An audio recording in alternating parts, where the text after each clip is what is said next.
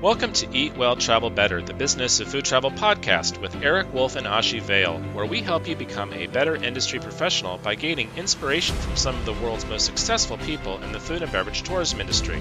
With each episode, we meet these leaders and examine their secrets of success. We reveal the obstacles and challenges they have faced, along with their solutions and triumphs, and give you ideas and inspirations for many of the same business issues that you may be facing as well. And now for today's episode.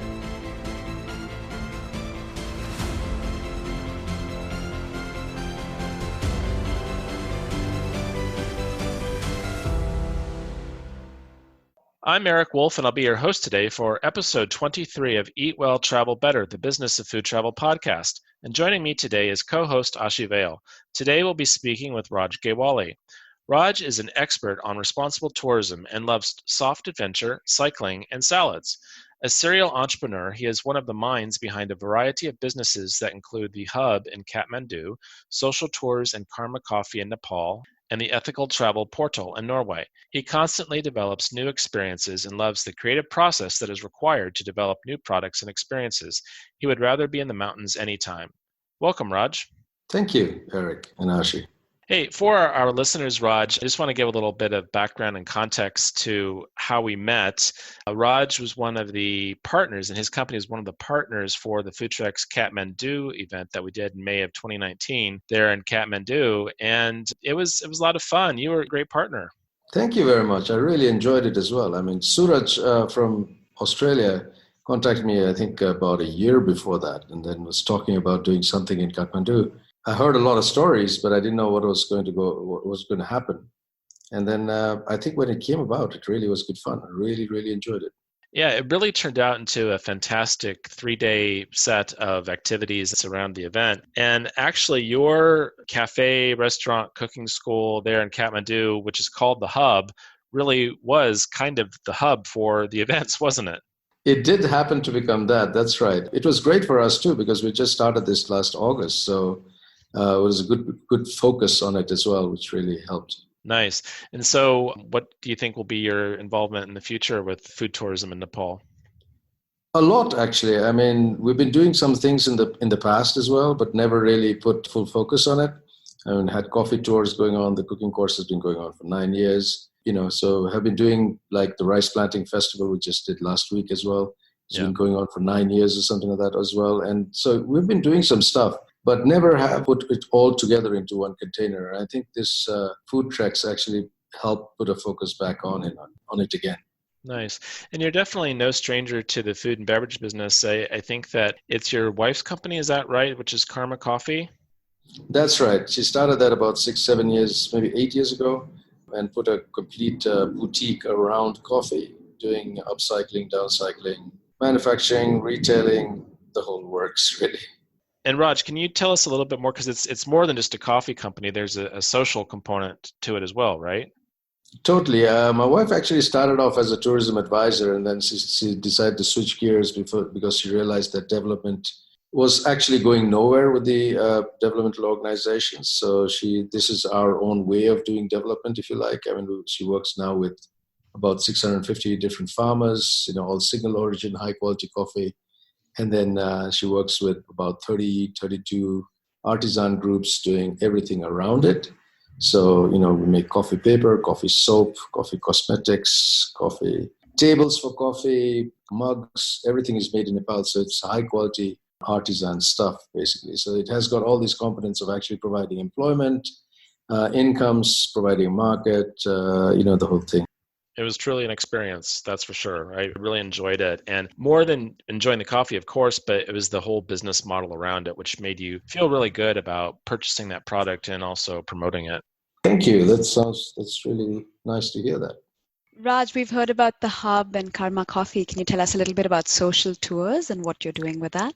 Yeah, Social Tour started in 2002. It actually spun out of some development work I was doing around tourism before that, as a trial with some students, and we decided to do some social work around tourism, and that was very successful. And for me, social work and tourism sort of went hand in hand. And I found a little avenue, if you like, where I could actually start working on really doing what I really enjoyed, soft adventure, and also trying to help the economy, helping people. that was a good marriage, if you like. And that resulted in social tours, moving into very deep principles of social responsibility and at the same time having a ton of fun doing tourism, basically. You mentioned soft adventure. Can you explain a little bit about what that means?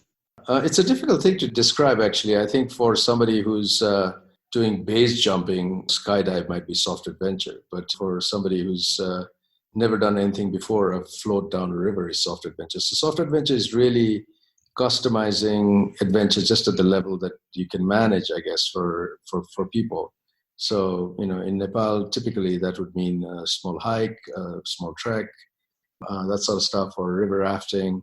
And for the people who have a little bit more feel for adventure, maybe a bungee jump or paragliding, that sort of stuff. So Nepal is really a paradise for something like that.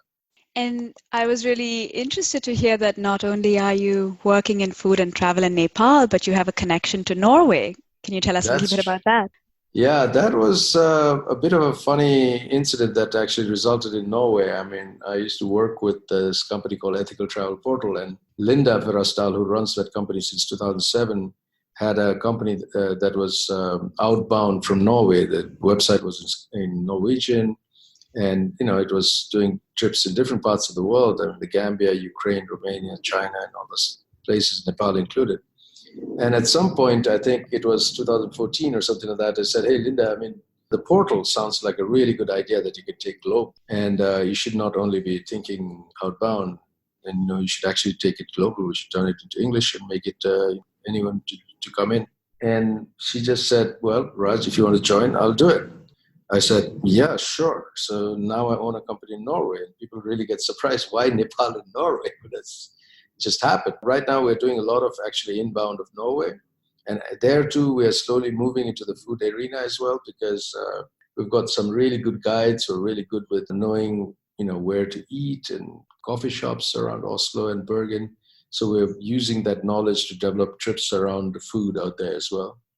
Raj, I'd like to dig a little bit deeper into the background of social tours. And I was learning a little bit more about you and how you came to really have the business ethics that you have. And I think you were telling a story about when you finished your business degree and you were working in the corporate world for a little bit. And it really it sounded like it left a really bad taste in your mouth. Can you share that story? And I think it's very formative to the kind of person you are today, I believe. Yeah, that's very true. I studied business with a slightly developmental twist, but it was a business degree nevertheless, with all the principles that business talk about: making profits, ruling the world of corporate business and stuff like that, minimizing costs and all that sort of stuff. So typically when I finish schooling, I decide to enter the corporate market and then work into a research company, market research, dealing with all sorts of corporate research. And just 11 months into it, I think it left, like you said, a very bad taste in my mouth. And I just said that this is just not, it's a con job mostly. It just didn't feel right. And thankfully, when I was moving jobs, obviously I was looking around for a lot of opportunities. I found something in fair trade. Then I started working at one of the biggest handicraft manufacturers here in Nepal and started looking after their export business. And that actually really opened my eyes into a completely different world where things could be done right. It never used to be called social enterprise back then, but, it was just doing things right. And from then on, I think, the idea started forming of how actually business should be done and what should be the minimizing of greed model, if you like. I think that's what I like to always call it, where without greed, you cannot run a business. But then if you minimize the greed, you can actually start doing good things. Raj, tell us about what inspired you to get into social tourism. You were mentioning a story about helping a tour of students. Can you share what really got you into it? Yeah, that was a very interesting incident that happened because I was working in manufacturing, supplying sweaters to H&M, actually, quite a big factory. At that time, my partner was British, actually used to come from a pretty good school in the UK. And he decided to bring his school into Nepal to do something like what we used to call a cost plus trip, where you give a very nice trip to the students and you have like $200 extra to actually put it into charity. And then we decided to build a school hostel for the first time. And then 2 years later, we did a big cataract eye camp by raising about $5,000. Going into that cataract eye camp was really, inspirational because in the mountains, if you don't have sight, you have nothing, and there's no one to take care of you. And then coming down to the cataract camp, led by our grandchildren, and then going back 3 days later with complete sight was like, wow, the power of tourism is quite a lot. And that for me was like the birth in my head for social tours. And then 2 years later, the bottom fell out of the manufacturing industry, and I decided to switch into tourism. And for me, it was a no-brainer to actually get into doing something like this. Have you always worked in Nepal, or have you worked outside the country? I have done consultancy assignments outside the country. I used to live in Ghana for 3 years, somewhere in the middle, early 2000s. Even from there, I was remote controlling the company and also doing a little bit of consultancies. But yeah, consultancies, yes, but not really worked outside the country now. What sorts of social tours do you offer now?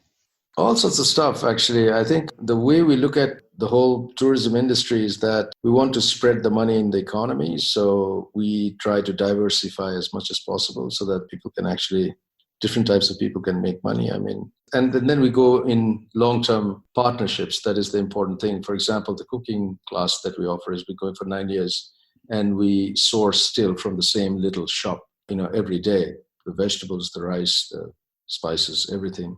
And that, for me, is impact. In the long run, it's really good impact. And that sort of stuff is what we really like to do.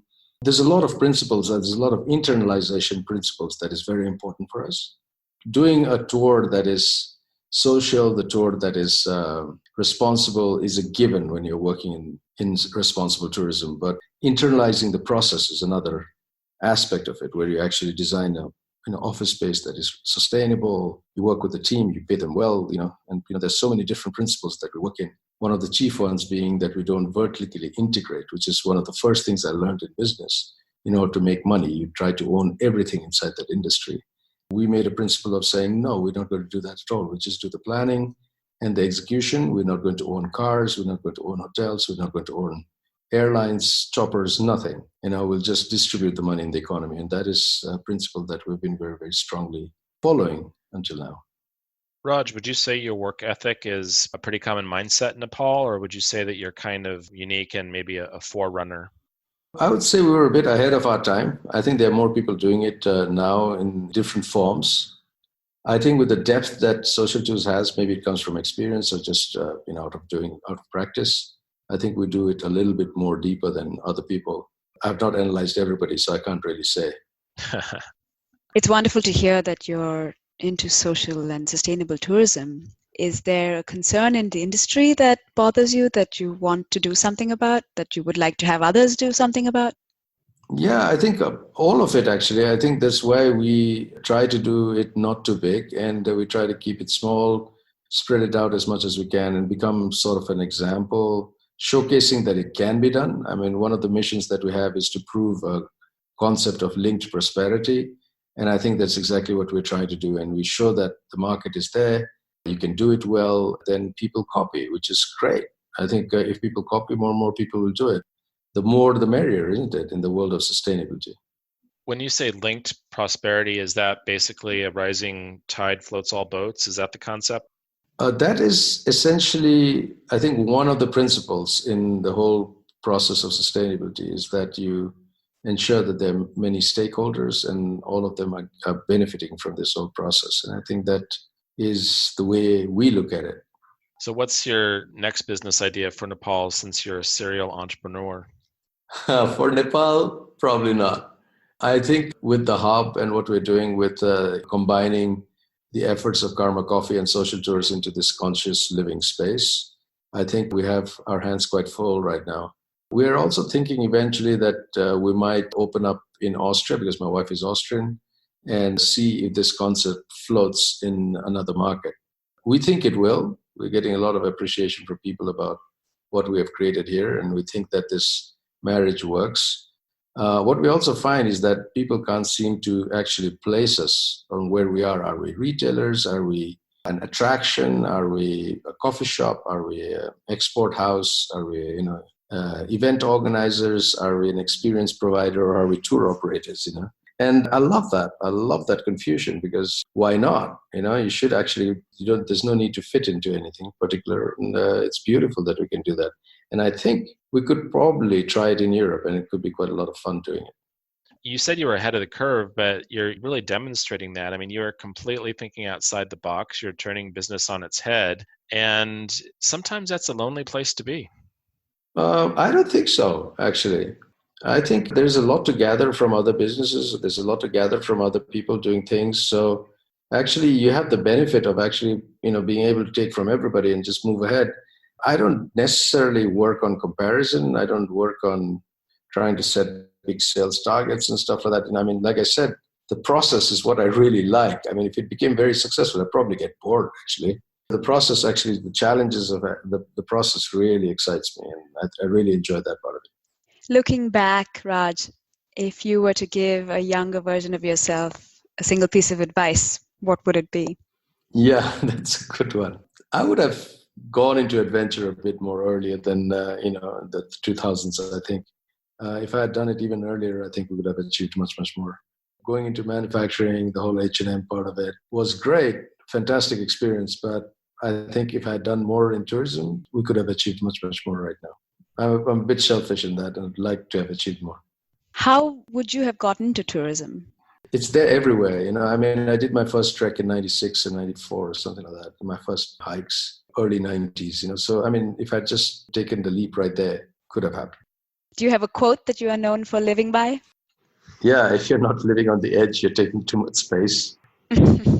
I really like that one. It sort of defines, it doesn't mean anything, actually, if you really analyze it.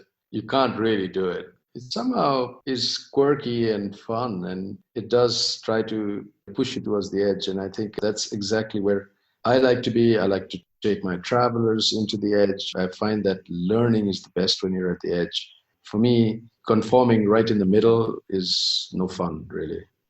Well, that's really kind of what we were talking about before, how you are ahead of the curve in the leadership position. So you are on your own edge, so to speak. I guess. I don't know. I mean, that's for somebody else to look at.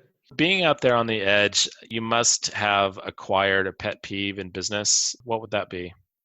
I'm not stuck on much, but I wish that people that are in the industry could see more what they could achieve, actually, if they could put their minds to it, and instead of making it very petty, I need to earn money, and just being stuck with the whole concept of maximizing of wealth. And if they could just open up their minds a little bit more, they could do so much more. And I see so many businesses that have the capacity to do that. When they don't do it, I just feel like, wow, come on, that could be so simple.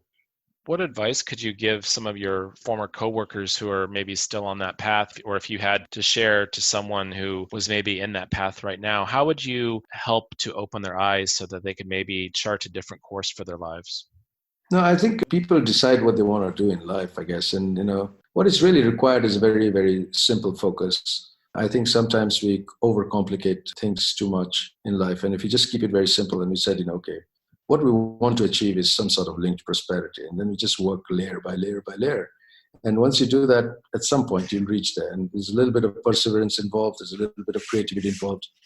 There's probably a lot of humility involved when you fail, but then you just keep on going. And then when you do that, you arrive. And I think that would be essentially the advice. If people are a bit scared of thinking out of the box, they're a bit afraid to go out, I would just say, try to do it this way. Just keep it very simple. Don't make it too complicated.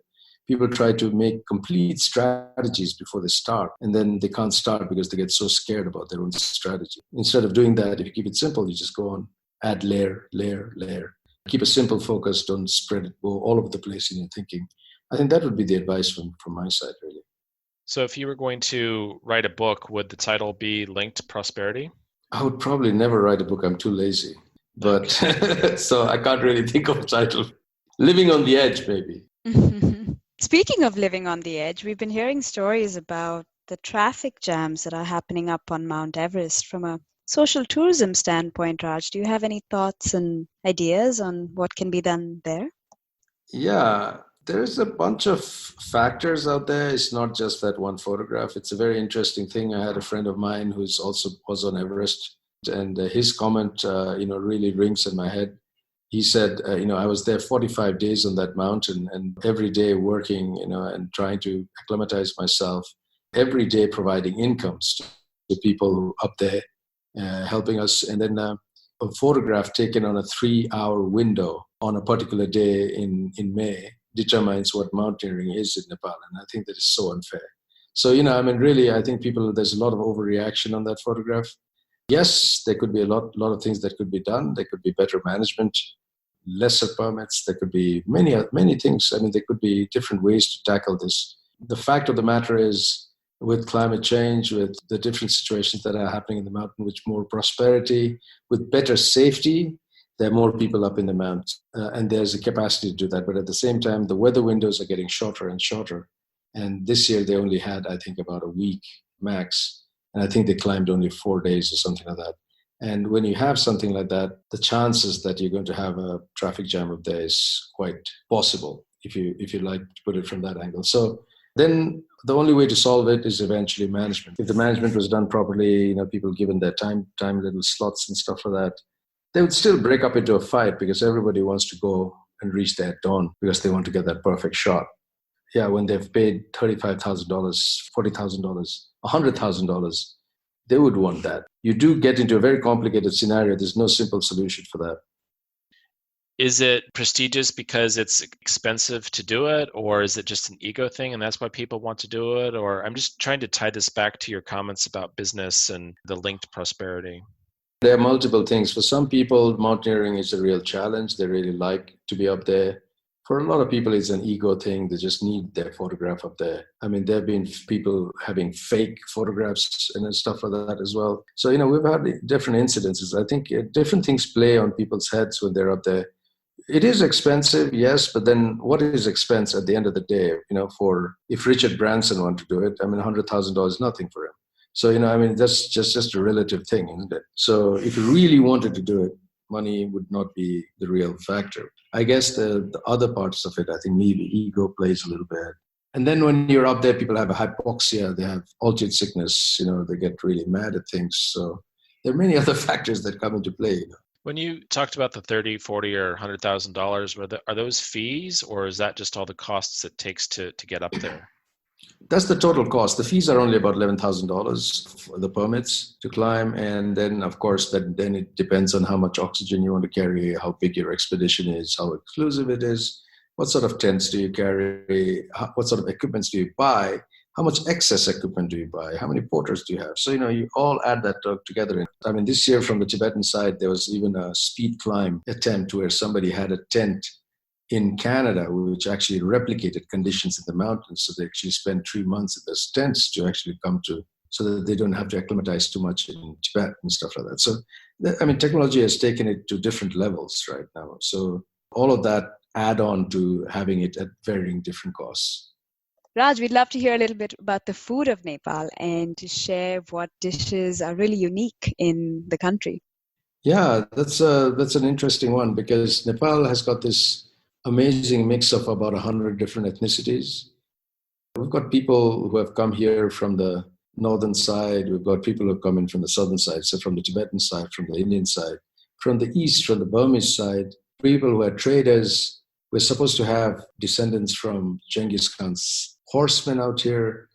We've got Shahs who came from Persia. All of these people have come here together. And of course, when they came in here, they brought their food. Some of it got mixed up together.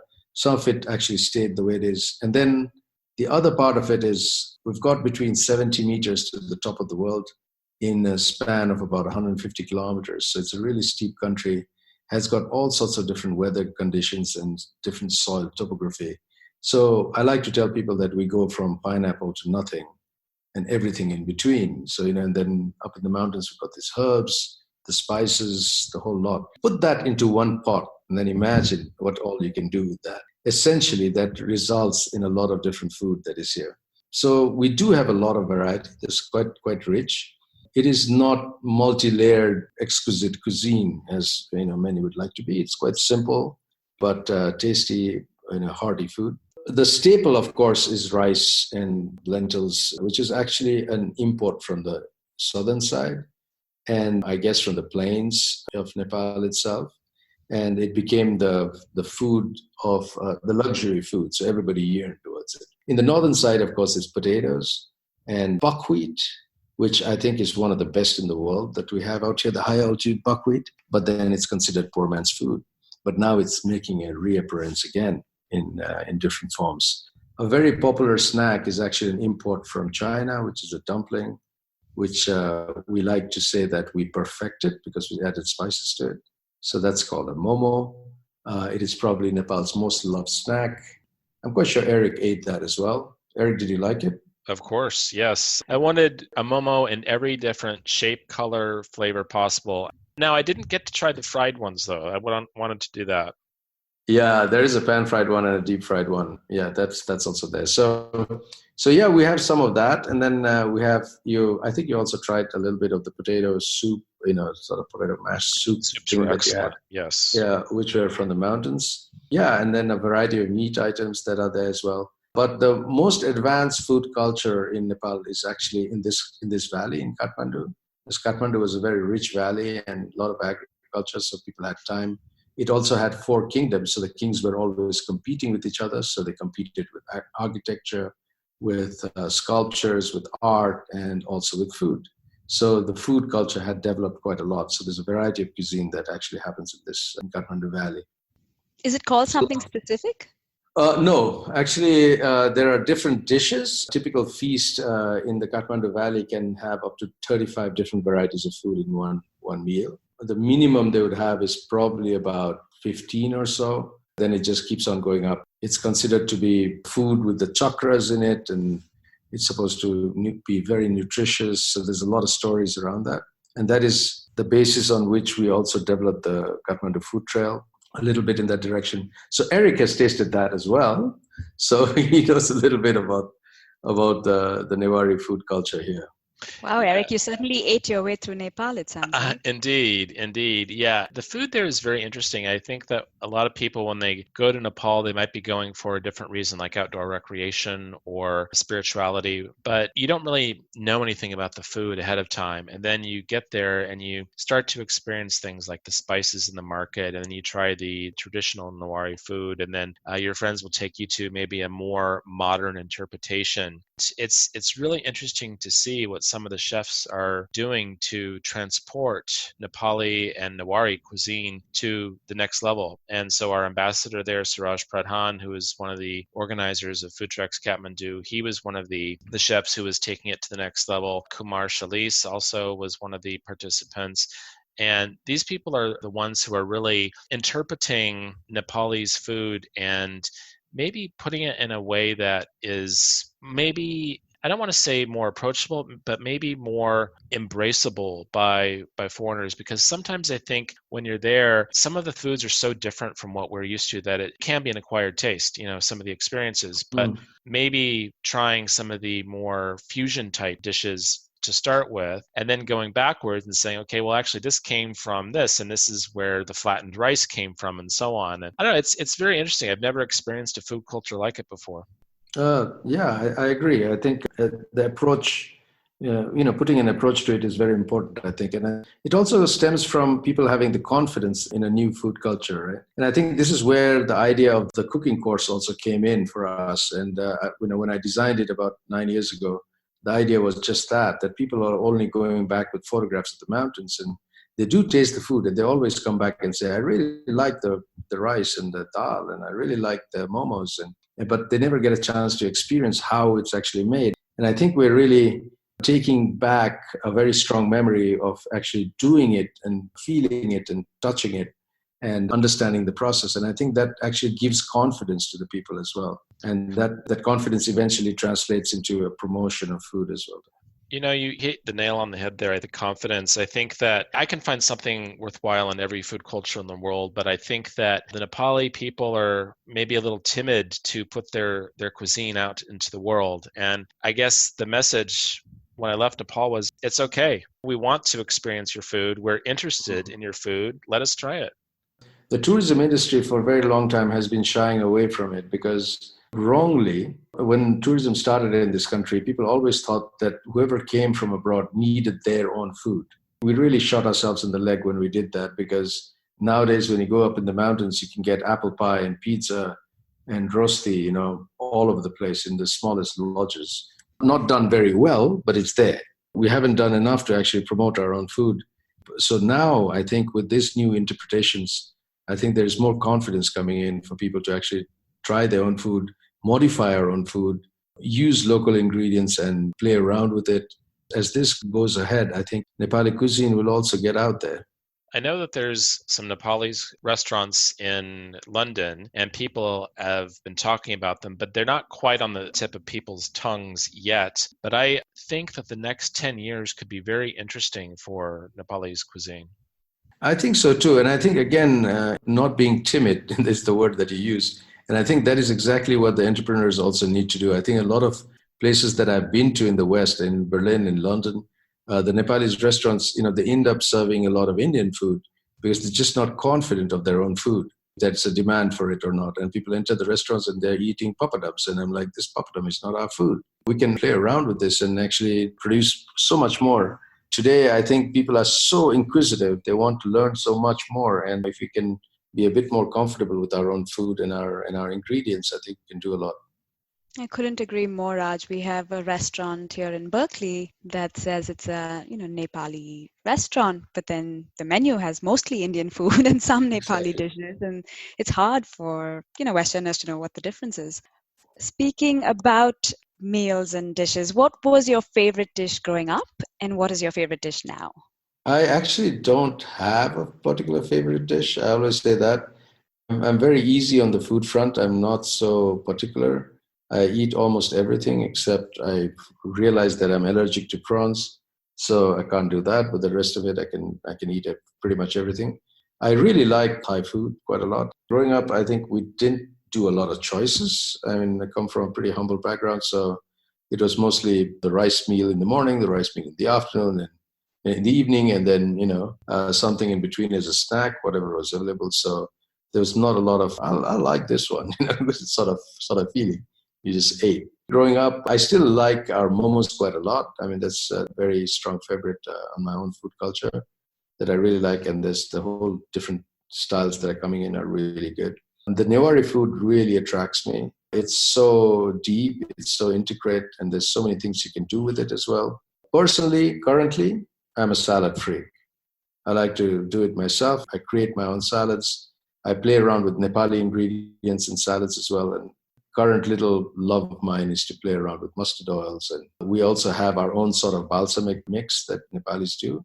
It's a rarefied, reduced lemon that we do, which is used for preservation. And that mixed with honey makes for a very nice balsamic that you can actually use with mustard oils and then make it into a salad. And that has been a little favorite that I've been playing around. And if I go with what my family says, if they're being polite, that's great. But otherwise, they like it. So it must be a success. Is it called something, the reduced lemon? It's called tsuk. Tsuk. The word for it is tsuk, Chuk. Yeah. It's a very traditional thing in Nepal. A lot of interesting food comes out from the need to preserve. And that is a very interesting discovery around the food culture as well, because the beaten rice comes from the need to preserve. We have fermented spinach that is dried. That was the only way we could preserve spinach. So we used to ferment it and dry it. And now we use it for soups. That one is called gundruk, which is a real delicacy here in Nepal. So we have a lot of foods actually come out from the need to preserve it. Raj, I was looking at a list of ingredients in your most recent salad creation, and you talk about a Szechuan pepper. We have to talk about this because when people think Szechuan pepper, they think the Chinese one, and the Nepali one is very different, very pleasant, but also a bit of a surprise. True that. Not used to it. How can you call it a Szechuan pepper, though, if it's different? Isn't it different than the Chinese one? Supposedly. Now, I don't know I'm not probably very accurate here, but call it Szechuan pepper, and it's a Nepali mountain pepper, let's also call that. We always dry it. We nowadays also get the green ones. People use some of the green ones, but it has a little tingle on your tongue. It's actually considered medicinal in Nepal. So that one is a very interesting thing to use for salads and for sauces. It is a very strange little thing. If you take a fistful of it and put it in your mouth, it can actually asphyxiate you to death. piece by piece, it's quite an interesting flavor, as you mentioned. I wish I had brought back a bag of that pepper from one of the spice vendors. Now that I'm gone from Nepal, I find that I actually miss the taste. Speaking of foods and favorite foods and so on, what's your favorite food travel memory? Ah, man, that's again a difficult one, I think. One of the memories that I have is actually one wine tasting I did in Germany, of all places. I never thought about it. That came as a little bit of a surprise for me because I always thought wine France, wine Italy, wine Spain, wine South Africa or something like that, but never thought Germany. And so when we had a little bit of time, I think this was in 2000 or something like that in Frankfurt, we decided to join this wine tasting day. And it was beautiful. We went to vineyards, understood the process, drank some of the wines, tried to understand the difference between dry wines and wet wines. And I couldn't really figure it out, to tell you the truth. After the third one, everything tasted the same. The experience was wonderful. It was very interesting and eye-opening. And I never thought that I would actually be so having fun with that sort of experience. And I also had some really funny experience out there because one of the vineyards we went to where we were wine tasting was actually owned by a Japanese company. What's a Japanese company doing in Germany doing wines? It also helped me understand that it actually transcends culture. That was a very, very strong memory. I think it still stays in my head. And yeah, it was one of my good memories, I would say. Raj, as we wrap up here, can you leave us with an inspirational quote that you love from someone else? Yeah, again, going back to the edge, isn't it? So, yeah, I always like to say that plants seldom survive reality. So I think it's a bit of a Nepal thing as well. Plants seldom survive reality, and changes can be very inspirational. And if one can embrace that, you can really be very lucky.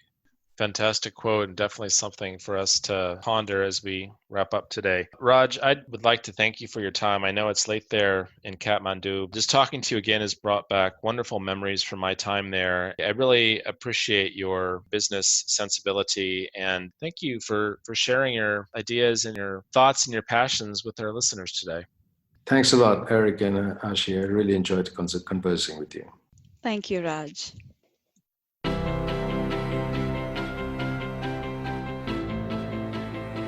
Thanks for listening today. The Eat Well, Travel Better podcast is brought to you by the World Food Travel Association, the world's leading authority on food and beverage tourism. We empower local communities and businesses with the food and beverage tourism knowledge and tools needed to reach new consumers and gain a competitive edge. Founded in 2003, every year we shepherd a community of almost 100,000 professionals in over 100 countries.